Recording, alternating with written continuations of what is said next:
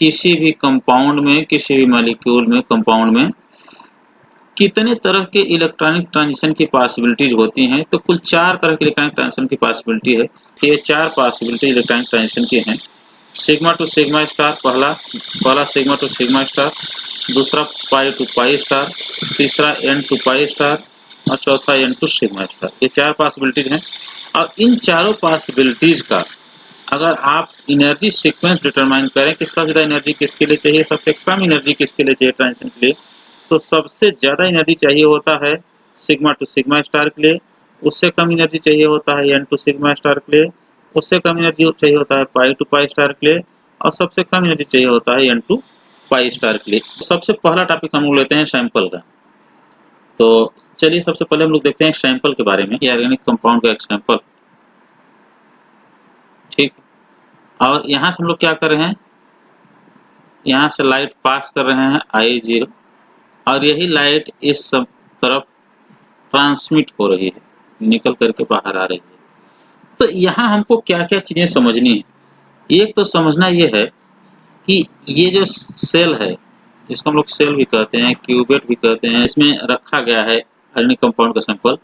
इसका मटेरियल क्या होता है, किसका बना है, और मटेरियल के बारे में क्यों हम लोग समझते हैं, क्योंकि जब लाइट इस पर पड़ेगी, आप लाइट को डालेंगे, सैंपल से होकर के निकलना है लाइट को, लेकिन लाइट आ करके यहाँ पड़ रही है, जैसे ही सेल पर पड़ती है तो ऐसा तो नहीं कि सेल भी उस मटेरियल को, उस लाइट को एब्जॉर्ब कर रहा है।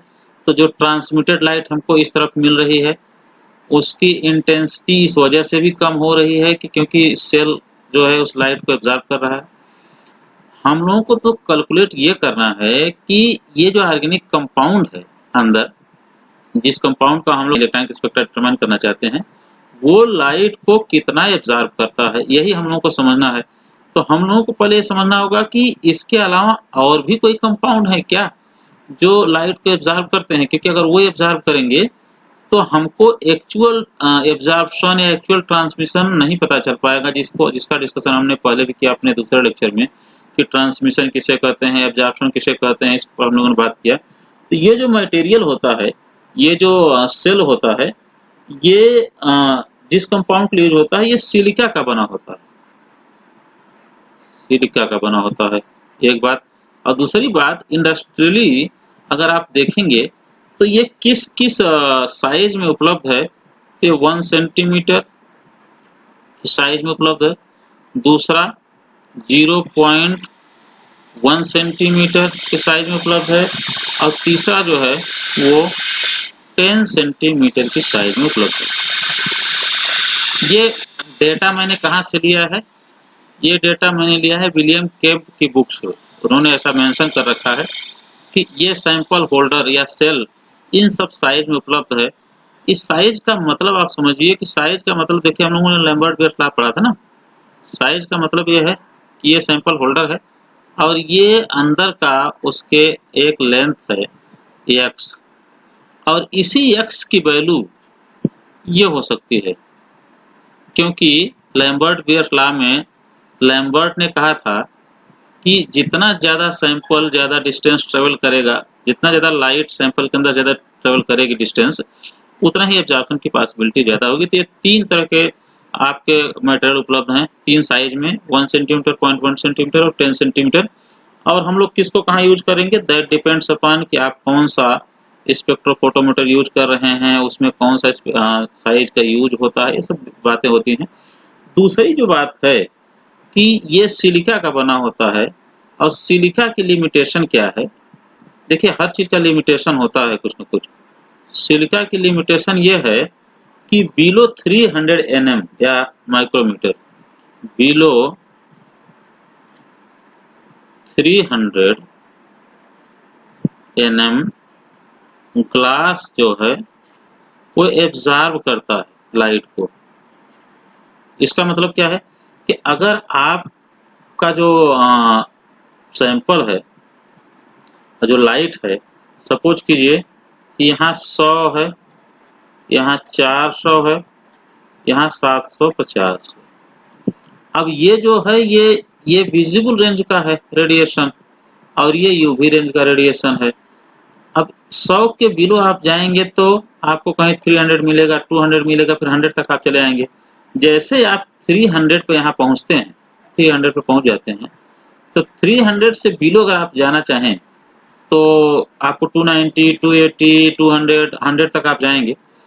तो ये 300 के बिलो, देखिए यहाँ लिखा है कि बिलो 300, ये जो सिलिका है, जो ग्लास है, ये मटेरियल जो है वो खुद ही लाइट को एब्जॉर्ब करने लगता है। तो इससे एक बात समझ में आ गई कि अगर 300 से कम 300 नैनोमीटर से कम का वेवलेंथ का कोई रेडिएशन है, कोई कंपाउंड है जो 300 nm से बिलो एब्जॉर्ब करता है, तो उसके लिए ये सेल आप यूज नहीं कर सकते, क्योंकि अगर आप इस सेल को यूज करेंगे तो डेफिनेटली ये खुद लाइट को एब्जॉर्ब करेगा। तो जो एब्जॉर्प्शन कंपाउंड का आना चाहिए वो तो आएगा ही आएगा, सिलिका का भी एब्जॉर्प्शन आएगा। तो आपके ग्राफ में कंफ्यूजन होगा कि ये कंपाउंड का एब्जॉर्प्शन है कि किसी और का एब्जॉर्प्शन है।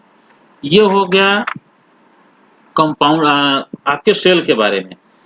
अब दूसरा जो है वो सॉल्वेंट और सॉल्यूशन के बारे में। जो कंपाउंड है जिस पर हमने लाइट डाल रखा है, ये इंटेंसिटी उसकी है इंसिडेंट की I0 और इधर ट्रांसमिट हो रहा है IT, और हमको डिटरमाइन करना है क्या, एब्जॉर्प्शन।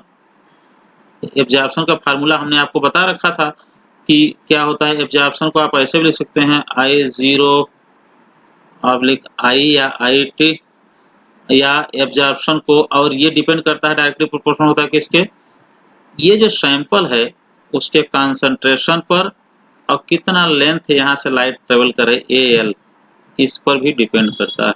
जो क्राइटेरिया है, सोल्यूशन क्या होना चाहिए, बहुत ही डायलूट होना चाहिए। क्यों, अगर डायलूट नहीं होगा तो क्या दिक्कत होगी, इस पर मैं बात कर रहा हूँ। दूसरी बात यह है कि अगर ये डायलूट नहीं है, दूसरी बात यह है कि अगर सॉल्वेंट इफ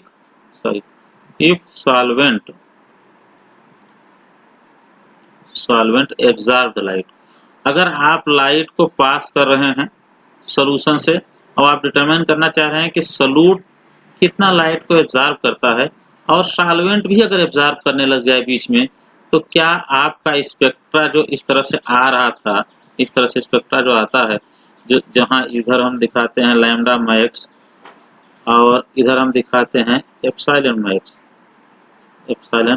मैक्स, ये है, तो क्या ये सही आएगा। एक तो कंपाउंड का इस तरह से आएगा, और साथ ही साथ आप देखेंगे उसी में कहीं न कहीं सॉल्वेंट का भी आता रहेगा, तो आपका स्पेक्ट्रा क्लियर नहीं आएगा। इसलिए सॉल्वेंट ऐसा होना चाहिए दैट शुड नॉट एब्जॉर्ब, ये शुड नॉट एब्जॉर्ब, इसको एब्जॉर्ब नहीं करना चाहिए। अगर सॉल्वेंट भी लाइट को एब्जॉर्ब कर रहा है तो आपका स्पेक्ट्रा सही नहीं आएगा। ये बात आपको ध्यान रखना बहुत ही जरूरी है। तो कैसे आप जानेंगे कौन सा सॉल्वेंट कितने वेवलेंथ पे एब्जॉर्ब करता है, कौन सा सॉल्वेंट कितने वेवलेंथ पे एब्जॉर्ब नहीं करता है। तो इसको समझने के लिए आपको क्या करना है, यही विलियम केम्प की बुक में एक टेबल दिया हुआ है, और टेबल बताता है कि कौन से सॉल्वेंट कितने वेवलेंथ के नीचे एब्जॉर्ब करने लगते हैं। तो यहाँ आप क्या करेंगे कि सॉल्वेंट लिख दीजिए, और इधर आप लिख दीजिए कि लैम्डा मैक्स, तो वेवलेंथ ना, या lambda NM, below which it absorb. देखिए ये दो कॉलम हमने बना दिया टेबल के रूप में, और हम कह रहे हैं कि जो सैंपल हम यूज कर रहे हैं अगर उसमें सॉल्वेंट हम लें, तो अगर आप पहला सॉल्वेंट ले लीजिए वाटर H2O, ये H2O है, और H2O का जो लोअर लिमिट है वो है 205 नैनोमीटर। इसी तरह से अगर आप दूसरा सॉल्वेंट ले लीजिए इथेनॉल C2H5OH, ये इथेनॉल है, ये इट शुड बी 95% प्योर और एब्सोल्यूट होना चाहिए, मतलब 100% प्योर होना चाहिए। अगर आप इसको यूज करते हैं तो ये 210 नैनोमीटर पर के बिलो एब्जॉर्ब करने लगता है। बहुत सारे ऐसे कंपाउंड हैं या बहुत सारे ऐसे सॉल्वेंट हैं जो 210 नैनोमीटर के बिलो की लाइट अगर रेडिएशन से पास की जाए तो वो खुद ही उस लाइट को एब्जॉर्ब करते हैं। जो कंपाउंड है वो तो एब्जॉर्ब करेगा ही करेगा, खुद करते हैं। तो कौन कौन से ऐसे कंपाउंड हैं इसमें देखिए, एक तो इथेनॉल है, दूसरा है हेक्सेन। ये हेक्सेन का स्ट्रक्चर ऐसे लिखा जाता है। एक हेक्सेन ऐसे होता है, इसको लोग साइक्लोहेक्सेन कहते हैं। एक हेक्सेन ऐसे होता है CH3 CH2 CH2 CH2 1 2 3 4 5 6, ये N हेक्सेन है, ये साइक्लोहेक्सेन है, ये साइक्लोहेक्सेन है, ये N हेक्सेन है। ये दोनों ही 200 के बिलो एब्जॉर्ब करते हैं। इसी तरह से अगर आप डाई इथाइल ईथर ले लीजिए C2, ये भी एक सॉल्वेंट है जो यूज होता है इलेक्ट्रॉनिक स्पेक्ट्रा को डिटरमाइन करने में। तो डाई इथाइल ईथर भी 210 बिलो नैनोमीटर के बिलो खुद लाइट को एब्जॉर्ब करता है। तो अगर ऐसे सैंपल में आप किसी कंपाउंड को डिजॉल्व करके सोल्यूशन बनाएंगे और उससे आप उसका यूवी विजुअल स्पेक्ट्रा डिटरमाइन करेंगे, और अगर वो रिकॉर्डिंग आप 210 के बिलो कर रहे हैं या 210 के बिलो उसका एब्जॉर्प्शन हो रहा है, तो वहां आपको प्रॉब्लम है। प्रॉब्लम ये है कि सैंपल भी उसको एब्जॉर्ब सॉल्यूट भी उसको एब्जॉर्ब कर रहा होगा और सॉल्वेंट भी एब्जॉर्ब कर रहा होगा। तो आपको पता ही नहीं चलेगा, आपका स्पेक्ट्रा क्लियर नहीं आएगा और आप मुश्किल में पड़ जाएंगे कि ये पीक किसके लिए आ रही है, ग्राफ किसके लिए आ रहा है। इसी तरह से अगर आप डाइक्लोरोमेथेन ले लीजिए, डाइक्लोरोमेथेन,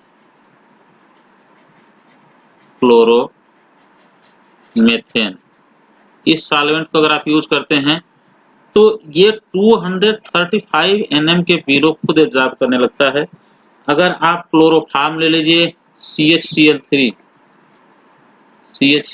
को एज ए सॉल्वेंट अगर आप यूज करते हैं तो ये 245 nm के बिलो एब्जॉर्ब करता है खुद। अगर आप CCl4 कार्बन टेट्राक्लोराइड ले लीजिए एज ए सॉल्वेंट तो ये 265 nm के बिलो एब्जॉर्ब करता है। अगर आप बेंजीन एज ए सॉल्वेंट ले लीजिए जो कि लिक्विड है, तो ये जो है वो 280 nm के बिलो एब्जॉर्ब करता है। तो आप यहाँ से एक चीज का अंदाजा लगाइए कि आपको कौन सा सॉल्वेंट किस केस में यूज करना है और कौन सा सॉल्वेंट यूज नहीं करना है। अगर आपका सैंपल ऐसा है जिसकी एब्जॉर्प्शन 280 के बिलो है, तो आप बेंजीन कभी नहीं यूज कर सकते, क्योंकि जैसे आप सपोज कीजिए कि आपने सैंपल लिया और जो कंपाउंड इसमें आपने डिजॉल्व किया बेंजीन में, उसका लैम्डा मैक्स मान लीजिए एक सॉल्यूट है, इसमें सॉल्यूट है पार्टिकल जो कंपाउंड आपने ले रखा है, और इसमें सॉल्वेंट भी है, और सॉल्वेंट को आपने क्या ले रखा है, बेंजीन में। तो अगर सॉल्यूट का लैम्डा मैक्स सपोज कीजिए कि जो एब्जॉर्प्शन है वो 270 है, तो इसका मतलब है कि हमको benzene as a solvent use नहीं करना चाहिए, क्योंकि 280 के बिलो अगर आप इसका NMR डिटरमाइन करेंगे तो कंपाउंड का तो स्पेक्ट्रम आएगा ही आएगा, और साथ ही साथ बेंजीन का भी एक स्पेक्ट्रम आने लगेगा जिसकी जरूरत हमको नहीं, हमको सिर्फ कंपाउंड की जरूरत है। तो आपको सिलेक्शन ऑफ सॉल्वेंट यहाँ से पता चलेगा, क्योंकि सभी सॉल्वेंट को एज ए रेफरेंस करके रिकॉर्ड करके रखा गया है। पता है कि कौन सा सॉल्वेंट कितने NM के बिलो खुद एब्जॉर्ब करता है। तो उसके बिलो वाले अगर ऑर्गेनिक कंपाउंड का सैंपल एनालिसिस है तो सॉल्वेंट को आप यूज नहीं करेंगे। तो ये एक फैक्टर है कि कैसे आप यूज करेंगे। दूसरी बात यह है कि एरर की पॉसिबिलिटी कहाँ होती है। अगर हम ये डिटरमाइन कर रहे हैं यूवी विजुअल स्पेक्ट्रोस्कोपी, तो एरर की पॉसिबिलिटी कहाँ कहाँ हो सकती है। आप देख लीजिए कि मैनुअल काम हम लोगों ने क्या क्या कर रखा है। एक काम हम लोगों ने किया है, सॉल्यूशन बनाया, ये हम लोगों ने किया है, और सॉल्यूशन के कंसंट्रेशन पर डिपेंड करता है, जो हम लोगों ने लैम्बर्ट बेयर्स लॉ में पढ़ा है कि कंसंट्रेशन पर डिपेंड करता है एब्जॉर्प्शन। और जो सॉल्यूशन का कंसंट्रेशन होना चाहिए सही स्पेक्ट्रा के लिए, वो है 0.1 ग्राम पर लीटर। सोचिए कितना कम है, 1 लीटर में 0.1 ग्राम सॉल्यूट जो है डिजॉल्व है 1 लीटर सॉल्वेंट में। वो सॉल्वेंट कुछ भी हो सकता है, जिसका डिस्क्रिप्शन ऊपर किया गया है कि वाटर हो सकता है, इथेनॉल हो सकता है, हेक्सेन हो सकता है या बेंजीन हो सकता है, डिपेंडिंग अपॉन कि आप कौन सा कंपाउंड डिटरमाइन कर रहे हैं। तो अगर प्रॉपर कंसंट्रेशन नहीं बना, प्रॉपर कंसंट्रेशन का मटेरियल नहीं बना, तो डेफिनेटली आपके रिकॉर्डिंग में एरर आएगा और आपका स्पेक्ट्रा प्रॉपर नहीं आएगा। इसीलिए बहुत प्रिसाइज कैलकुलेशन की जरूरत है या बहुत प्रिसाइज हैंड की जरूरत है जो लोग इस सोल्यूशन को बनाते हैं। दूसरी बात क्या है, जो दूसरा फैक्टर्स है वो ये है कि एक टर्म आता है वैक्यूम यूवी रेजन। इसको हम लोग क्या कहते हैं, वैक्यूम यूवी रेजन। देखिए होता क्या है, अगर आपको इस मान लीजिए सोल्यूशन आपने रखा है इसे, ठीक है, ये सेल है, इसमें आपने कोई सोल्यूशन ले रखा है और इस पर आप लाइट फॉल करके इधर लाइट ट्रांसमिट हो रही है और इधर लाइट आपने डाला है मोनोक्रोमेटिक और यहाँ एब्जॉर्प्शन को डिटरमाइन करना चाहते हैं। तो आप ध्यान दीजिए कि जो आपका सेल है, ये सेल है जिसके अंदर आपने सोल्यूशन ले रखा है, उस सेल के अंदर आपको ऑक्सीजन भी होगा, क्योंकि एटमॉस्फेयर में ऑक्सीजन है और आप कुछ भी ले रहे हैं तो उसमें ऑक्सीजन का मॉलिक्यूल ऐसे हवा अपने आप उसमें मौजूद है, ठीक। तो ऑक्सीजन की प्रॉब्लम क्या है कि बिलो 200 माइक्रोमीटर, बिलो 200 ये है, इसके बिलो ये एब्जॉर्ब करता है। इसका मतलब कि अगर आप कोई रेडिएशन ले करके और ऐसे है, मान लीजिए ये 200 है, ये 400 है, ये 750 nm है और ये 100 nm है। कोई स्पेक्ट्रा अगर आप 200 nm के बिलो डिटरमाइन करना चाहते हैं तो सैंपल में जो ऑक्सीजन होगा उसका भी स्पेक्ट्रम आपको मिलेगा, क्योंकि 200 के बिलो वो भी एब्जॉर्ब करने लगता है। इसीलिए ऐसे मामले में जहाँ 200 के बिलो सैंपल को का स्पेक्ट्रा डिटरमाइन करना होता है कंपाउंड का, वहाँ हम सैंपल के अंदर, इसके अंदर सिस्टम के अंदर क्या क्रिएट करते हैं, वैक्यूम क्रिएट कर देते हैं ताकि ऑक्सीजन उसमें न मौजूद रहे। अगर ऑक्सीजन नहीं मौजूद रहेगा तो ऑक्सीजन का सिग्नल नहीं मिलेगा, नहीं तो हमको ऑक्सीजन का भी सिग्नल मिलना शुरू हो जाएगा। तो ये चीजें आपको प्रिकॉशन के तौर पर समझनी होती हैं। अब हम समझेंगे कि कौन कौन से फैक्टर्स हैं, फैक्टर्स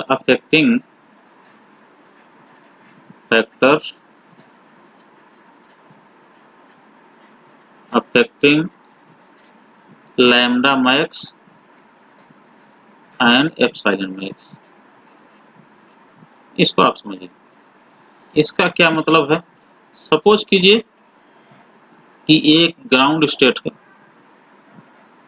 किसी भी कंपाउंड का और ये उसका एक्साइटेड स्टेट है। अब ये ग्राउंड स्टेट क्या होता है, एक्साइटेड स्टेट क्या होता है, इसको हमने अच्छे से समझाया आप लोगों को। किसको HOMO कहते हैं वो ग्राउंड स्टेट की तरह बिहेव करता है, किसको LUMO कहते हैं लोएस्ट अनऑक्युपाइड मॉलिक्यूलर उसको एक्साइटेड स्टेट की तरह बिहेव करता है। ये सब मैंने आपको समझा दिया है पहले भी, तो इसलिए आप यहाँ देखिए, ये ग्राउंड स्टेट है, ये एक्साइटेड स्टेट है। ग्राउंड स्टेट किसको कहते हैं हम लोग जानते हैं, HOMO किसको कहते हैं, हमने बॉन्डिंग एंटी बॉन्डिंग सब पढ़ा है, पीछे डिस्कस किया डिटेल में लेक्चर नंबर 2 में। तो अगर ये इलेक्ट्रॉन ग्राउंड स्टेट से एक्साइटेड स्टेट में जा रहा है, ठीक, तो कितना एनर्जी इसको चाहिए, ये डिपेंड करता है कि इन दोनों के बीच कितना एनर्जी गैप है। और जब तक एनर्जी गैप के इक्विवेलेंट डेल्टा ई के इक्विवेलेंट आप कोई hmu नहीं देंगे तब तक वो ट्रांजिशन नहीं होने वाला है, ये बात समझ लीजिए आप। और एनर्जी गैप कितना होगा, डेल्टा ई कितना होगा, ये सबके केस में अलग अलग है। ये बात हमने आपको पहले बताया कि सिग्मा से सिग्मा स्टार में कितना होगा, पाई से पाई स्टार में कितना होगा, एन से पाई स्टार में कितना होगा, एन से सिग्मा स्टार, सबका एनर्जी गैप अलग अलग है। ये बात हम लोगों ने डिस्कस कर लिया अभी। तो अब आप देखिए कि इसी पर सब डिपेंड करता है। अगर डेल्टा ई आपको पता है तो आप बता सकते हैं कि कितना एनर्जी उसके लिए रिक्वायर्ड होगा। अब ये बात हमको समझ में आ गई कि अगर हमको डेल्टा ई पता है तो हम एनर्जी के बारे में काउंट कर सकते हैं, पता कर सकते हैं कि किसी भी सिस्टम को, किसी भी कंपाउंड के एब्जॉर्प्शन के लिए कितना एनर्जी रिक्वायर्ड होगी, या जो एनर्जी रिक्वायर्ड होगी उसका लैम्डा मैक्स क्या होगा। लेकिन जो इशू है वो ये कि ये डेल्टा ई किस पर डिपेंड करता है। तो आपको पढ़ना है कि फैक्टर्स जो हैं वो डेल्टा ई, क्योंकि डेल्टा ई को जो फैक्टर्स प्रभावित करेंगे वही फैक्टर्स आपको अफेक्ट करेंगे लैम्डा मैक्स पर। तो कौन कौन से फैक्टर्स हैं जो डेल्टा ई को अफेक्ट करते हैं, इन फैक्टर्स को आप लोग पढ़िए। तो एक फैक्टर्स है पहला, अब हम लैम्डा मैक्स को पढ़ रहे हैं कि लैम्डा मैक्स किस पर डिपेंड करेगा। तो any factor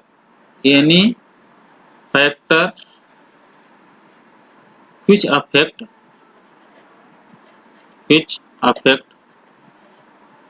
delta E will also affect lambda max. जो फैक्टर डेल्टा ई को प्रभावित करेगा वो लैम्डा मैक्स को भी प्रभावित करेगा, क्योंकि लैम्डा मैक्स डिपेंड कर रहा है डेल्टा ई पर। तो ये फैक्टर्स क्या क्या हो सकते हैं? एक फैक्टर होता है कॉन्जुगेशन, इसका एक फैक्टर होता है कॉन्जुगेशन। कॉन्जुगेशन समझिए, कॉन्जुगेशन को हम लोग ऐसे डिटरमाइन करते हैं, सॉरी ऐसे डिफाइन करते हैं केमिस्ट्री में कि अगर अल्टरनेट सिंगल डबल बॉन्ड हो उसको भी हम लोग कॉन्जुगेटेड कहते हैं, डबल बॉन्ड के अल्टरनेट लोन पेयर हो उसको भी हम लोग कॉन्जुगेशन कहते हैं। जैसे देखिए यहाँ CH2 double bond CH, single bond CH, double bond CH, ये ब्यूटाडाइन है। इसको देखिए 1 2 3 4, देखिए पहले डबल बॉन्ड है फिर सिंगल बॉन्ड है, यहाँ सिंगल बॉन्ड है फिर डबल बॉन्ड है, तो इसको हम लोग कहेंगे कॉन्जुगेटेड सिस्टम। दूसरा हो सकता है जैसे CH2 double bond CH, single bond C, देखिए ये यहाँ डबल बॉन्ड है फिर सिंगल बॉन्ड है फिर लोन पेयर है, तो ये दोनों सिस्टम ही कॉन्जुगेटेड हैं।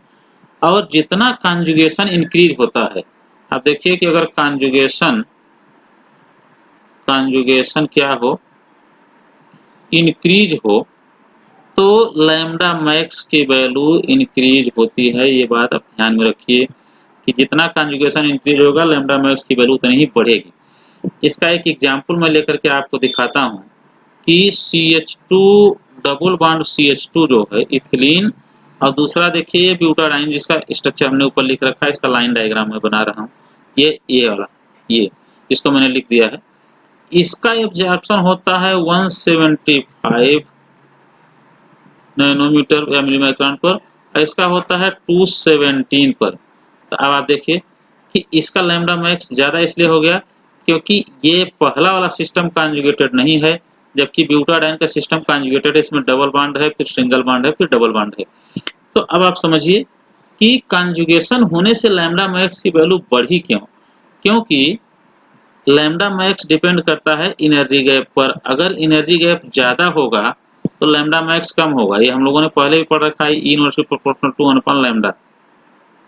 अगर एनर्जी यहाँ ज्यादा चाहिए तो ऐसी रेडिएशन चाहिए जिसमें ज्यादा एनर्जी हो, ज्यादा एनर्जी वाले रेडिएशन का लैम्डा का वैल्यू कम होता है। अगर यहाँ लैम्डा मैक्स बढ़ गया, इसका मतलब कि अब ये एनर्जी गैप घटा होगा पहले से। तो अगर पहले वाले का एनर्जी गैप ये है डेल्टा ई, तो जैसे उसमें कॉन्जुगेशन बढ़ा उसका एनर्जी गैप ये हो गया डेल्टा ई डैश, जो घट गया। अगर एनर्जी गैप घट गया तो आपका लैम्डा मैक्स बढ़ जाएगा। अब एनर्जी गैप कैसे घटेगा, इसको जब मैं ब्यूटाडाइन को डिटेल में एक्सप्लेन करूंगा तो बताऊंगा कि वहां कैसे एनर्जी गैप घट जाता है। तो एक फैक्टर्स ये है जिसकी वजह से लैम्डा मैक्स डिपेंड करता है। जो दूसरा फैक्टर है जिस पर लैम्डा मैक्स डिपेंड करता है वो है पोलैरिटी ऑफ द सॉल्वेंट। अब आप ध्यान दीजिए, यहाँ हमने बहुत सारा सॉल्वेंट डिस्कस भी किया ऊपर कि कौन सा सॉल्वेंट किस समय आप सेलेक्ट करेंगे, किस मामले में कौन सा सॉल्वेंट यूज करेंगे। वहाँ H2O भी था, पीछे अगर जाकर के आप देखिए तो H2O भी था, वहाँ इथेनॉल भी था, हेक्सेन भी था। तो अगर आप H2O को देख लीजिए और हेक्सेन साइक्लोहेक्सेन को देख लीजिए, तो इसमें आपको क्या दिखता है, ये जो है साइक्लोहेक्सेन ये नॉन पोलर है, जबकि ये H2O क्या है, पोलर है। तो अगर आप एक ही कंपाउंड के केस में नॉन पोलर सॉल्वेंट लें एक बार पोलर सॉल्वेंट लें, तो क्या दोनों के केस में लैम्डा मैक्स की वैल्यू सेम आएगी? ऐसा नहीं होता है, क्योंकि लैम्डा मैक्स सॉल्वेंट के पोलैरिटी पर भी डिपेंड करता है। तो सॉल्वेंट के पोलैरिटी पर अगर लैम्डा मैक्स डिपेंड करेगा तो क्या फर्क पड़ेगा सॉल्वेंट की पोलैरिटी पर? तो पोलैरिटी अगर बढ़ाई जाए, ये सॉल्वेंट की पोलैरिटी अगर हम बढ़ाएं, इंक्रीज करें, तो उसके लैम्डा मैक्स पर क्या फर्क पड़ेगा, तो किसके लैम्डा मैक्स पर क्या फर्क पड़ेगा ये समझना है हमको। तो 4 तरह के ट्रांजिशन हम लोगों ने पढ़े हैं, sigma to sigma star, pi to pi star, n to pi star, n to sigma star. इसमें से 2 को मैं लेता हूँ, एक है पाई टू पाई स्टार। और 2 को क्यों लेते हैं, क्यों चारों को नहीं लेते हैं, क्योंकि इन्हीं पर ज़्यादा फर्क पड़ता है। और दूसरा है एन टू पाई स्टार। ये 2 ट्रांजिशन को मैं एक साथ आपको एक्सप्लेन करके दिखाता हूँ कि दोनों पर क्या फर्क पड़ेगा, अगर पोलैरिटी बढ़ाएं तो लैम्डा मैक्स पर क्या फर्क पड़ेगा। यहाँ आप देख लीजिए कि ये सिग्मा है, ये पाई है, ये एन है, ये पाई स्टार है और ये सिग्मा स्टार है। मैं इन दोनों को ले रहा हूँ कि अगर पाई से पाई स्टार में इलेक्ट्रॉन जा रहा है तो सॉल्वेंट की पोलैरिटी चेंज करने पर क्या फर्क पड़ेगा। अगर एन से पाई इलेक्ट्रॉन स्टार में इलेक्ट्रॉन जा रहा है तो सॉल्वेंट की पोलैरिटी अगर हम बढ़ाएं तो क्या फर्क पड़ेगा ट्रांजिशन पर। इन दोनों को समझने के लिए आप ऐसे देखिए, सपोज कीजिए ये आपका पाई ऑर्बिटल है और ये पाई स्टार है, एंटी बॉन्डिंग मॉलिक्यूलर ऑर्बिटल, और ये उसका एनर्जी लेवल है। ये लाइन सीधी नहीं हो रही है तो आप लोग इस पर ध्यान नहीं दीजिएगा, लाइन सीधी होनी चाहिए। ये एनर्जी लेवल है। अब यहाँ हमको देखना ये होता है कि पोलर जो होता है, पोलर अट्रैक्ट पोलर, ये पोलर का पोलर से इंट्रैक्शन होता है।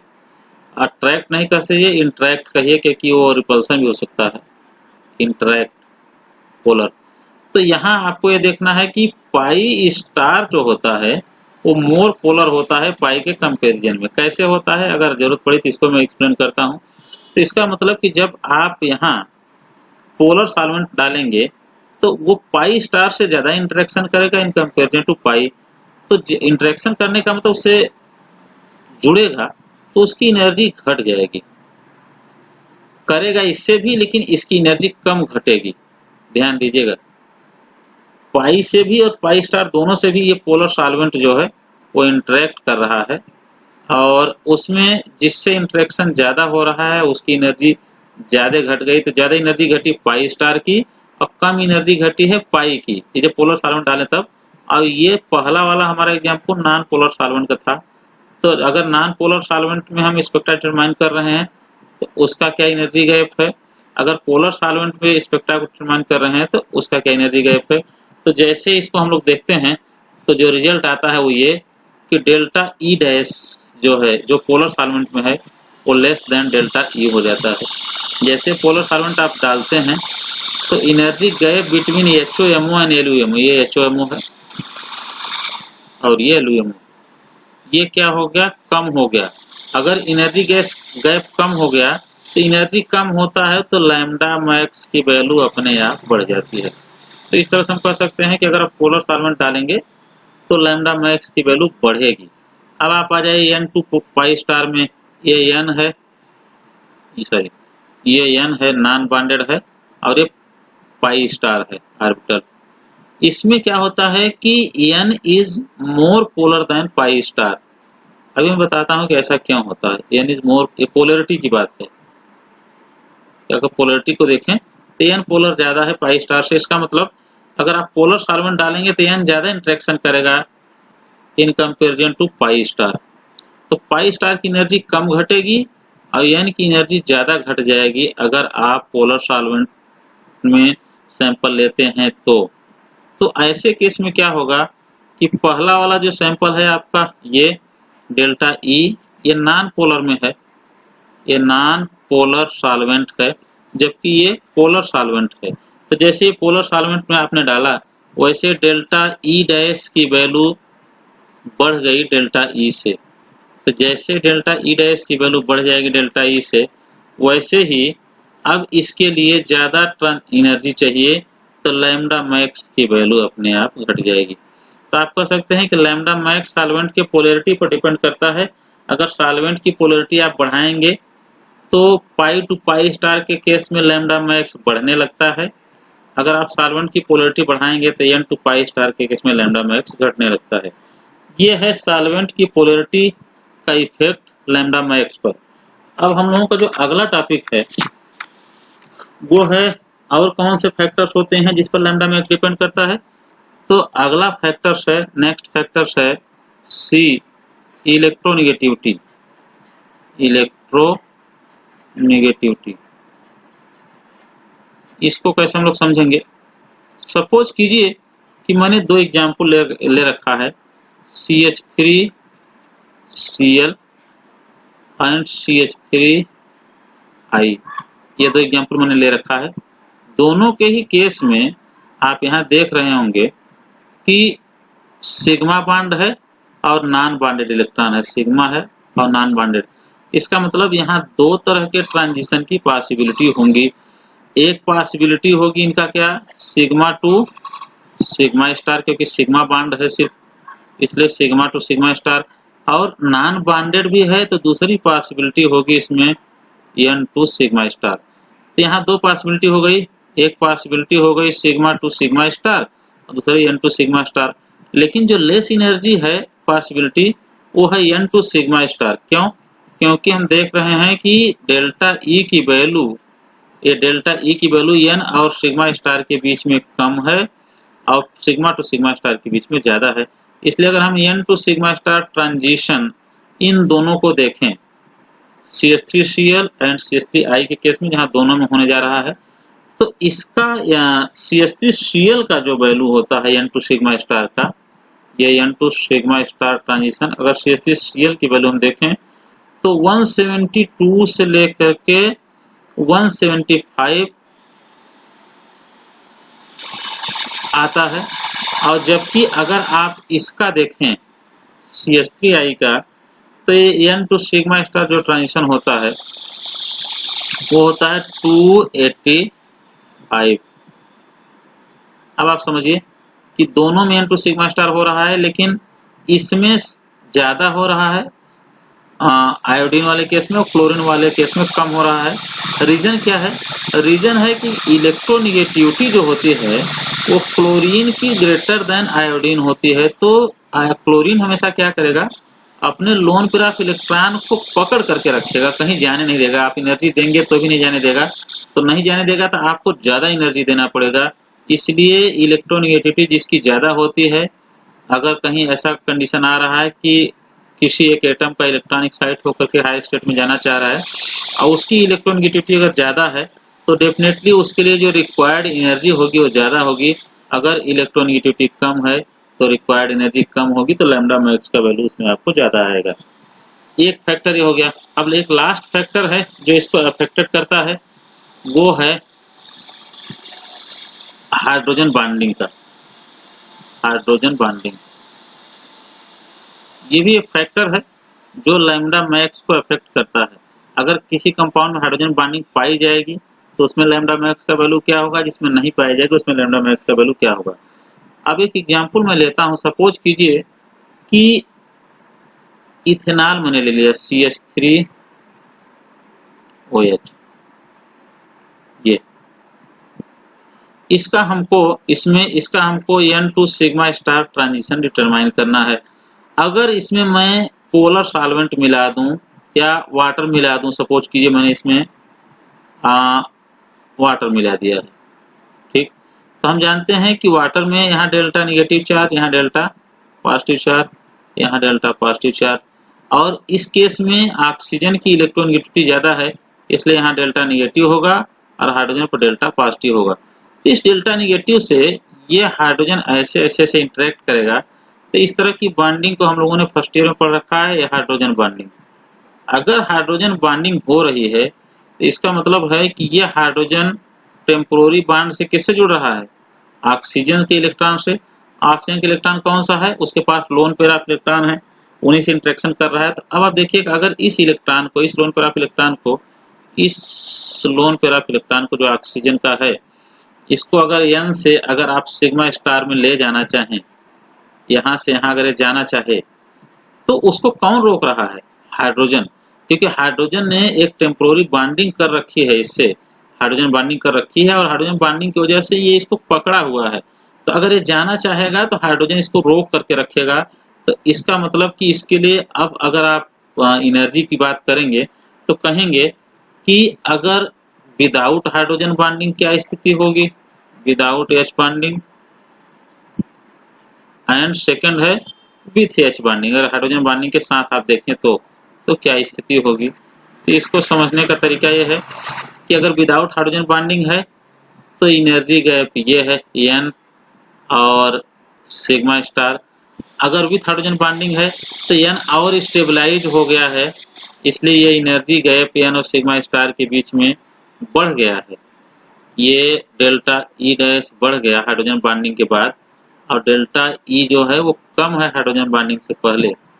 तो आप कह सकते हैं कि अगर ये बढ़ गया तो इसका मतलब लैम्डा मैक्स की वैल्यू क्या हो जाएगी, यहाँ घट जाएगी, क्योंकि अब एनर्जी ज़्यादा चाहिए इसके ट्रांजिशन के लिए। तो एल्कोहल के केस में ये बात आपको देखने को मिलती है, ये बात आपको अमीन के केस में भी देखने को मिलेगी, क्योंकि ये भी हाइड्रोजन बॉन्डिंग करता है। तो इसके केस में भी आपको देखने को मिलेगी कि अगर आप पोलर सॉल्वेंट डालेंगे तो लैम्डा मैक्स की वैल्यू घटने लगती है। तो ये हैं 3-4 फैक्टर्स जो लैम्डा मैक्स को अफेक्ट करते हैं। अब जो नेक्स्ट टॉपिक हमारा है वो है chromophore and auxochrome. Chromophore and auxochrome. ये देखिए, पहले मैं बताता हूँ क्रोमोफोर किसे कहते हैं। अब आप एक चीज समझिए कि कंपाउंड अगर एब्जॉर्ब कर रहा है लाइट को,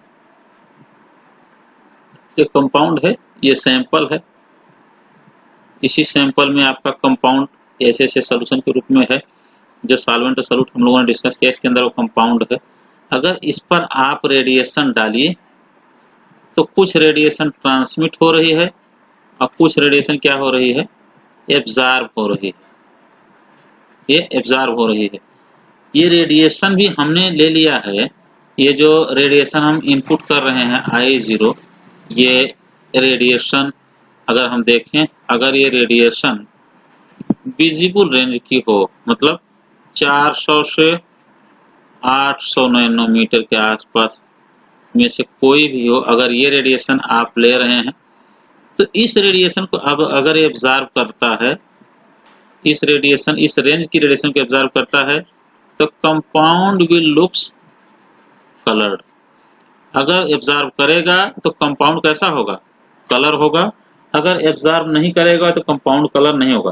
देख, कंपाउंड जो है ना, वो किसी भी रेंज की रेडिएशन को, अल्ट्रावायलेट रेंज की भी रेडिएशन को एब्जॉर्ब कर सकता है, लेकिन अल्ट्रावायलेट हमको दिखता नहीं, इसलिए आप कहिए कि जो विजिबल रेंज की रेडिएशन है 400 से 800 या 400 से 750 नैनोमीटर की, अगर उस रेंज की रेडिएशन को कंपाउंड पर डालिए, अगर उसको एब्जॉर्ब करता है तो दैट विल लुक्स कलर्ड। अगर नहीं एब्जॉर्ब करता है तो कलर नहीं होता है। तो कौन एब्जॉर्ब करेगा, क्वेश्चन है कि कंपाउंड में what are the systems, what are the systems which absorb the light. क्या है ऐसा जो लाइट को एब्जॉर्ब करता है।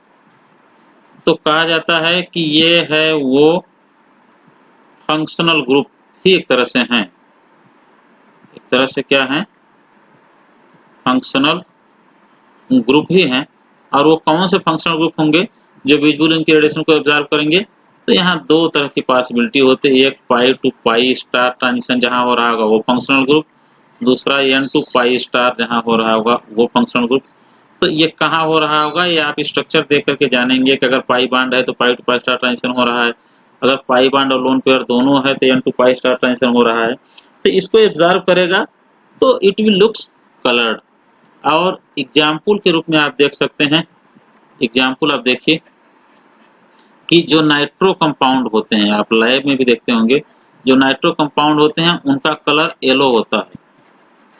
अब नाइट्रो वाले के स्ट्रक्चर को आप देखिए, एन डबल बॉन्ड ओ, इस तरह से है ना।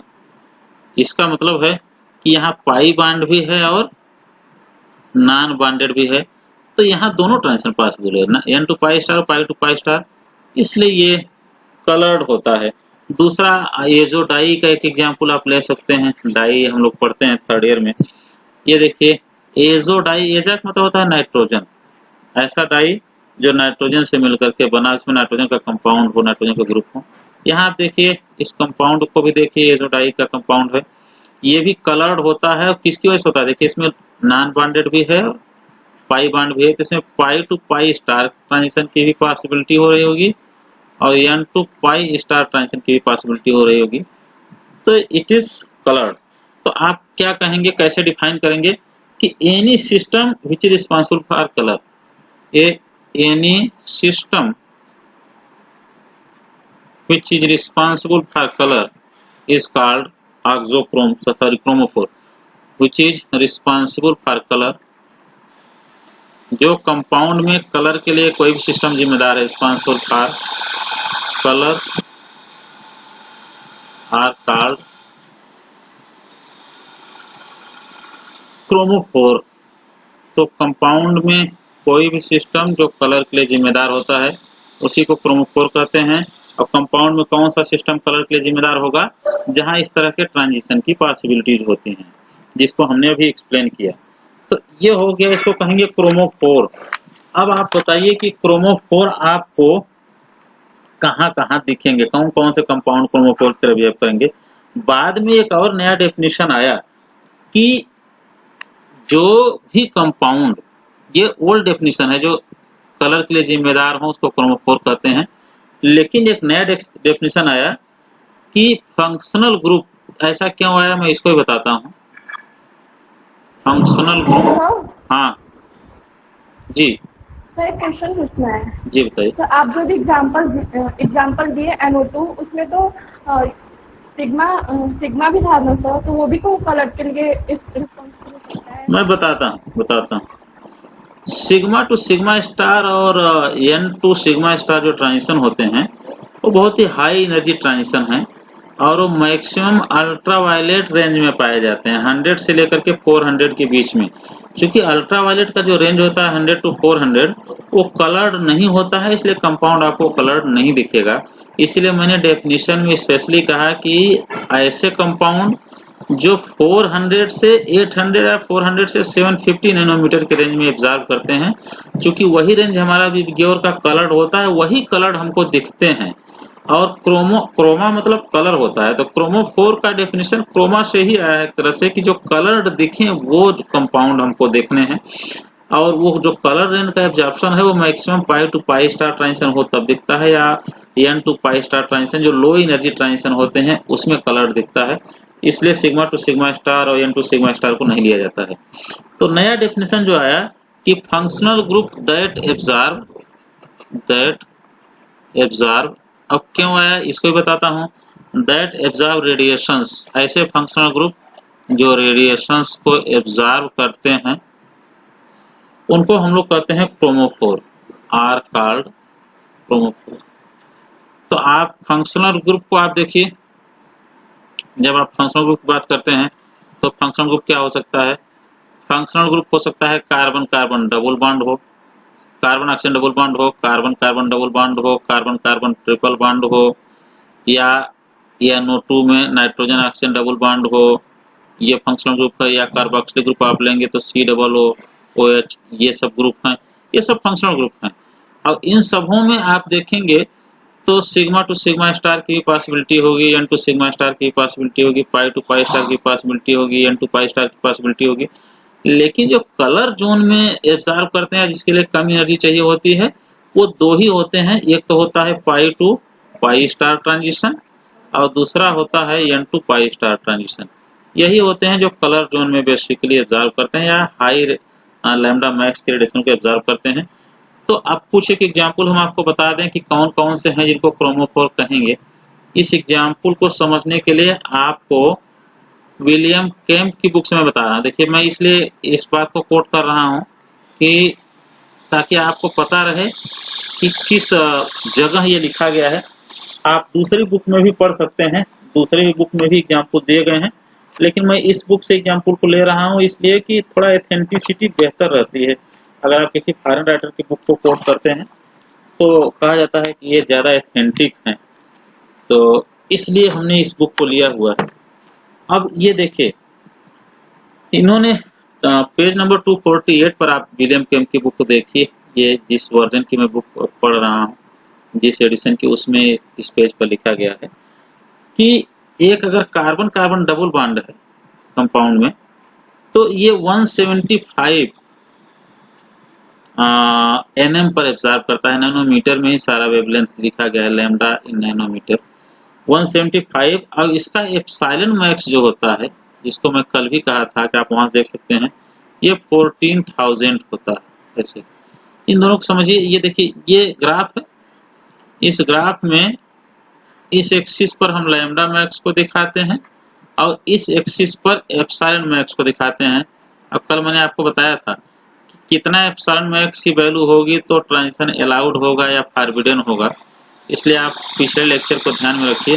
इसी तरह से अगर आप कोई दूसरा एग्जाम्पल लेते हैं, तो इनकी बुक में लिखा गया कि कार्बन कार्बन ट्रिपल बॉन्ड है, तो उसका लैम्डा मैक्स 175 होगा और उसका एप्सिलॉन मैक्स 10,000 होगा। सॉरी, ये हैंग कर रहा है, 10,000 होगा। ठीक है। इसी तरह से अगर आप कोई और एक एग्जाम्पल लें, आप ढेर सारे एग्जाम्पल है, मैं फटाफट एक दो एग्जाम्पल लेकर के, कार्बन ऑक्सीजन डबल बॉन्ड अगर है, कार्बोनिल कंपाउंड है, तो इसका लैम्डा मैक्स जो होगा उसमें कई लैम्डा मैक्स हैं। ये 235 पर भी एब्जॉर्ब, 223 पर भी एब्जॉर्ब करता है एक, जिसका लैम्डा मैक्स 150 होता है। ये 160 पर भी एब्जॉर्ब करता है, जिसका लैम्डा मैक्स 18,000 होता है। ये 185 नैनोमीटर पर भी एब्जॉर्ब करता है और इसका लैम्डा मैक्स 5,000 होता है। ये 280, तो आप इससे समझिए कि अगर एक कार्बोनिल कंपाउंड है, इसमें दो तरह की पॉसिबिलिटी आपको दिख रही होंगी। सिग्मा, इसमें सिग्मा टू सिग्मा स्टार भी होगा, एन टू सिग्मा स्टार भी होगा, पाई टू पाई स्टार भी होगा, एन टू पाई स्टार भी होगा। लेकिन एप्सिलॉन मैक्स अलाउड किसमें है? देखिए, ये वो रेंज है जिसमें एप्सिलॉन मैक्स अलाउड है। तो इसलिए आप जानेंगे कि कौन सा अलाउड ट्रांजिशन होगा, कौन सा फॉरबिडन, इन सभी में, और कौन सा ट्रांजिशन कलर को एब्जॉर्ब करेगा, कौन सा कलर दिखेगा, कौन सा कलर नहीं दिखेगा। अब यहाँ आपके सामने एक क्वेश्चन हो सकता है कि ये जितने भी लैम्डा मैक्स दिए गए हैं वो तो कोई भी विजिबल रेंज में नहीं पड़ रहा है, तो इसको आप कैसे कर सकते हैं कि ये क्रोमोफोर है जो कलर प्रोड्यूसिंग है। इसीलिए कहा गया कि डेफिनेशन चेंज हुई। पहले डेफिनेशन यही थी कि जो कलर प्रोड्यूस करें system, any system which is responsible for colour is called chromophore. लेकिन बाद में आया कि फंक्शनल ग्रुप जो रेडिएशन को एब्जॉर्ब करते हैं उनको हम लोग क्रोमोफोर कहते हैं। ये अकेले कलर नहीं दे सकते, लेकिन ये जब किसी के साथ जुड़ करके पूरा, क्योंकि आप देखिए, क्या कार्बन कार्बन ट्रिपल बॉन्ड ऐसे अकेले रहता है? क्या कार्बन कार्बोनिल कंपाउंड ऐसे अकेले रहता है? ये तो किसी के साथ जुड़ा रहेगा ना, कोई एक कंपाउंड बना रहेगा। जब पूरा कंपाउंड एक साथ आता है और तब अगर ये विजिबल रेंज में चले जाते हैं तो कलर देने लगते हैं। और जब कंपाउंड बनेगा तो किस ग्रुप का क्या इफेक्ट पड़ेगा, इसको मैं आपको आगे बताऊंगा जब एक्सप्लेन करूंगा। तो एक दूसरा है ऑक्सोक्रोम। ऑक्सोक्रोम फिजिक्स का क्लास है क्या? यस सर, फिजिक्स का क्लास लेना है सर। तो आप ऑक्सोक्रोम सुन लीजिए, फिर हम छोड़ देते हैं। ठीक है सर। ऑक्सोक्रोम वो होता है कि जो ऐसा ग्रुप जो क्या करता है, कलर को इनहेंस करता है, इनहेंसेस द कलर। ऐसे बहुत सारे ग्रुप होते हैं ना जो खुद कलर नहीं देते हैं, लेकिन किसी के साथ अगर जुड़ जाए ना तो वो कलर को बढ़ा देते हैं। उनको हम लोग ऑक्सोक्रोम के नाम से जानते हैं। और ये ग्रुप आप देख लीजिए, ये हो सकता है OR हो सकता है, ये NH2 हो सकता है, और ये OH हो सकता है, SH हो सकता है, कोई भी हो सकता है जिसके पास लोन पैरा इलेक्ट्रॉन होता है। बेसिकली वो कॉन्जुगेशन को बढ़ाते हैं, और कॉन्जुगेशन बढ़ाते हैं तो कलर क्या करते हैं, लैम्डा मैक्स बढ़ जाता है। लैम्डा मैक्स बढ़ता है तो कलर बढ़ता है, क्योंकि रेड की तरफ जो कलर जाते हैं वो बेहतर दिखते हैं। एक एग्जांपल मैं लेकर के आपको एक्सप्लेन कर दूं, इसके बाद में इसको छोड़ दूंगा। ये बेंजीन है, इसका लैम्डा मैक्स जो होता है ये होता है 255 मिली माइक्रोन पर। लेकिन अगर इसी बेंजीन का में एक कोई ग्रुप जोड़ दिया जाए, NH2 एनिलीन हो गया एक, देखिए, और इसका लैम्डा मैक्स जो होता है वो होता है 280 मिली माइक्रोन। अब आप देखिए इस ग्रुप के लगने से लैम्डा मैक्स की वैल्यू बढ़ गई, और लैम्डा मैक्स की वैल्यू अगर बढ़ गई है तो डेफिनेटली कलर बेहतर दिखने लगेगा, क्योंकि विग्योर में भी आप देखिए वायलेट उतना बेहतर नहीं देता जितना रेड दिखता है, बहुत दूर रहता है तभी दिखने लगता है आपको। तो लैम्डा मैक्स की वैल्यू अगर बढ़ जाए तो वो बढ़ी है किसकी वजह से, दिस NH2 की वजह से। So this NH2 is called auxochrome. तो ये हो गया ऑक्सोक्रोम का कॉन्सेप्ट, और ये सब ऑक्सोक्रोम की तरह बिहेव करते हैं। जब आप अलग अलग एग्जाम्पल पढ़ेंगे तो आपको देखिएगा कौन कहाँ जुड़ा है तो किस तरह से बिहेव कर रहा है। एक 5 मिनट और समय हमको दीजिए, फिर आप जाइएगा उधर। ये पढ़ना है एब्जॉर्प्शन एंड इंटेंसिटी शिफ्ट। इसको थोड़ा सा एक्सप्लेन कर दूं। एब्जॉर्प्शन एंड इंटेंसिटी शिफ्ट, इसको समझने के लिए आपको क्या पढ़ना है, जब भी हम किसी ग्राफ को पढ़ते हैं, किसी भी यूवी विजुअल के ग्राफ को पढ़ते हैं, तो आपको दो चीजें वहां दिखती हैं एक साथ। एक होती है उसका एप्सिलॉन मैक्स और दूसरा होता है उसका लैम्डा मैक्स। कितने वेवलेंथ पर एब्जॉर्ब कर रहा है, उसकी इंटेंसिटी क्या है एप्सिलॉन मैक्स। तो इस तरह का सिग्नल या ग्राफ आपको प्लॉट में मिलता है। अब आप देखिए ये है, यहाँ से अगर आप ऐसे ऐसे देखें तो हाईएस्ट एप्सिलॉन मैक्स की वैल्यू है, और यहाँ से अगर आप इसको इसको ऐसे ऐसे ड्रा करके लाइन ले आए तो हाईएस्ट लैम्डा मैक्स की वैल्यू है। लैम्डा मैक्स तो यहाँ भी है, लैम्डा मैक्स तो यहाँ भी है, इस तरह से एप्सिलॉन मैक्स तो यहाँ भी है, या लैम्डा मैक्स यहाँ भी है और एप्सिलॉन मैक्स यहाँ भी है, लेकिन हाईएस्ट वैल्यू यहाँ है इस पीक पर। तो कोई भी ऐसा फैक्टर जो लैम्डा मैक्स को या एप्सिलॉन मैक्स को प्रभावित करता है, अगर कोई फैक्टर आप लगा दें, वो फैक्टर क्या क्या हो सकते हैं ये हम लोग डिस्कस करेंगे। लेकिन आज सिर्फ इतना सुन लीजिए कि कोई भी फैक्टर जो लैम्डा अगर इधर देखिए राइट साइड जा रहा है तो इसका मतलब लैम्डा मैक्स क्या कर रहा है, बढ़ा रहा है। अगर लेफ्ट साइड जा रहा है तो लैम्डा मैक्स को घटा रहा है। अगर ऊपर की तरफ जा रहा है तो एप्सिलॉन मैक्स बढ़ रहा है, अगर नीचे की तरफ आ रहा है तो एप्सिलॉन मैक्स घट रहा है। तो कोई भी फैक्टर जो लैम्डा मैक्स या एप्सिलॉन मैक्स को अफेक्टेड करता है, उसको बढ़ाता है या घटाता है, उसी को हम लोग कहते हैं absorption shift, absorption and intensity shift. Absorption shift उसको कहेंगे जो लैम्डा मैक्स की बात आएगी, इंटेंसिटी शिफ्ट उसको कहेंगे जो एप्सिलॉन मैक्स की बात आएगी।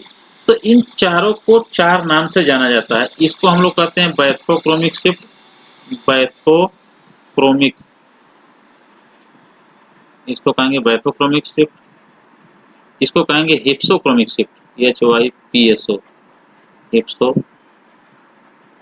शिफ्ट, इसको कहेंगे हाइपरक्रोमिक, हाइपरक्रोमिक, इसको कहेंगे हाइपोक्रोमिक। तो इसका मतलब ये है कि अगर एप्सिलॉन मैक्स आपका दो कंडीशन हो सकता है, बढ़ सकता है या घट सकता है, या लैम्डा मैक्स आपका जो है वो दो कंडीशन हो सकता है, बढ़ सकता है या घट सकता है। तो कौन कौन से फैक्टर्स होंगे जो एप्सिलॉन मैक्स को बढ़ाते या घटाते हैं, कौन कौन से फैक्टर्स होंगे जो लैम्डा मैक्स को बढ़ाते या घटाते हैं। अगर लैम्डा मैक्स बढ़ रहा है तो उसको हम लोग किस नाम से जानेंगे, बैथोक्रोमिक शिफ्ट, उसको रेड शिफ्ट के नाम से भी जानते हैं। अगर लैम्डा मैक्स घट रहा है तो उसको हिप्सोक्रोमिक शिफ्ट या ब्लू शिफ्ट के नाम से भी हम लोग जानते हैं। अगर एप्सिलॉन मैक्स बढ़ रहा है आपका तो उसको हाइपरक्रोमिक शिफ्ट के नाम से जानेंगे। अगर एप्सिलॉन मैक्स आपका घट रहा है तो उसको हाइपोक्रोमिक शिफ्ट के नाम से जानेंगे। और वो क्या फैक्टर्स हैं जो इन सबों को बढ़ाते या घटाते हैं और किसकी वजह से ये फैक्टर्स चेंज होते हैं, तो इसको हम लोग पढ़ेंगे नेक्स्ट लेक्चर में और डिटेल में कि कैसे चेंज होता है। लेकिन इसी को हम लोग कहते हैं इंटेंसिटी और एब्जॉर्प्शन शिफ्ट। ठीक है।